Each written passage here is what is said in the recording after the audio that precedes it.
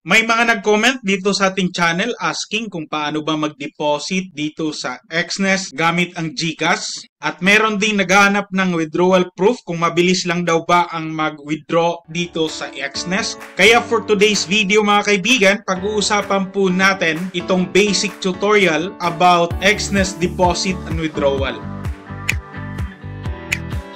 Hello everyone! Magandang araw po sa inyong lahat and welcome to our YouTube channel. Once again, this is Rofi Lacson, one of the Exness IB partners in Southeast Asia. To continue with our video discussion about Exness deposit and withdrawal using our GCash, first of all, kung wala ka pang trading account with this broker, maglalagay po ako ng link sa description ng video natin, gaya po nito, and you can simply click it.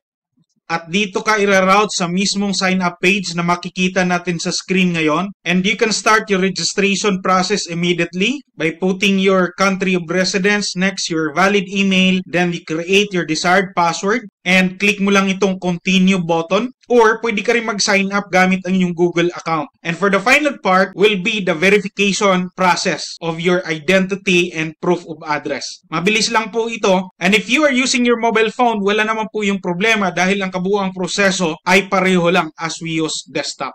Kung meron kang mga concern about registration or verification, pwede mong i-contact directly ang support ng Exness. Ngayon, kung meron ka ng trading account with Exness, ang gagawin mo lang ay ilagin ito. And what we are seeing in the screen right now ay ang mismong personal traders area ng ating trading account. At kung makikita natin dito, meron po akong available balance na 113.50 USD at ito yung i-withdraw natin later live kung paano ito i-process gamit ang ating GCash. So for now, ang pag-uusapan muna natin ay ang about sa pag-deposit dito sa Exness. So puntahan lang natin yung tab dito sa left side, mayroong deposit, click lang natin.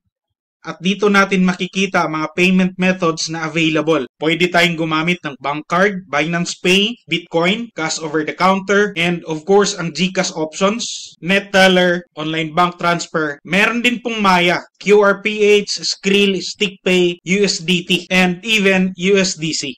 Talking about GCash as payment method to deposit, merong tatlong option na pwede nating pagpipilian dito. The GCash, GCash Direct, and the GCash QR. Ang kaibahan lang po nito ay ang limit ng amount na pwede nating i-deposit. But generally, ang process ay pareho lang. So halimbawa, ito yung pipiliin natin. Ayan, payment method, GCash, and the trading account kung saan natin i-deposit yung funds, the desired amount na ating i-deposit, at dito magre-reflect ngayon ang equivalent na USD and proceed mo lang itong continue. And sundan mo lang ang proseso. As to my experience, napakabilis lang din mag-fulfill ng ating deposit. Ngayon, ang gagawin naman natin ay ang pag-withdraw ng aking account balance gamit ang GCash. So, all we need to do ay puntahan lang natin ang withdrawal tab.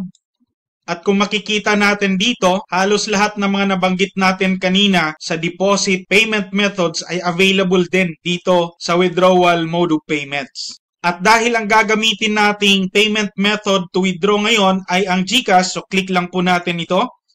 And input lang po natin ang amount na gusto nating i-withdraw. Sa palitan ng dollar ngayon, itong 113.50 USD ay may kapalit po siya na 6,508.52 pesos. And click lang po natin itong continue. So ito na po yung summary ng ating withdrawal. Wala po itong fees, walang commission, and confirm lang natin.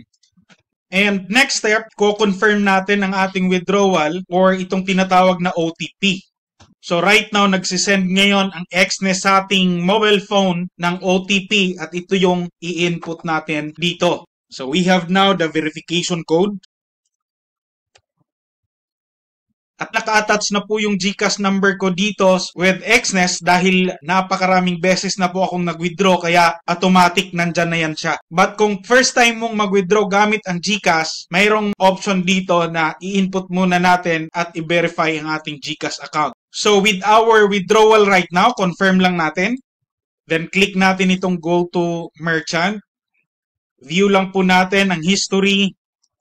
At kung makikita natin dito mga kaibigan, processing na po ang ating withdrawal through GCash. And as of now, tinitingnan ko kung ilang minutes papasok yung withdrawal natin with my mobile phone.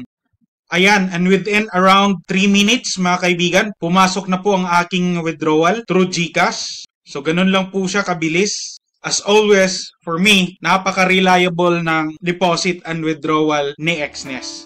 So that's all lang po muna for this video mga kaibigan. And I hope ang video natin ay nakatulong sa iyo as to Exness deposit and withdrawal using GCash is concerned. Thank you for watching and don't forget to subscribe to our channel and good luck with your trading journey.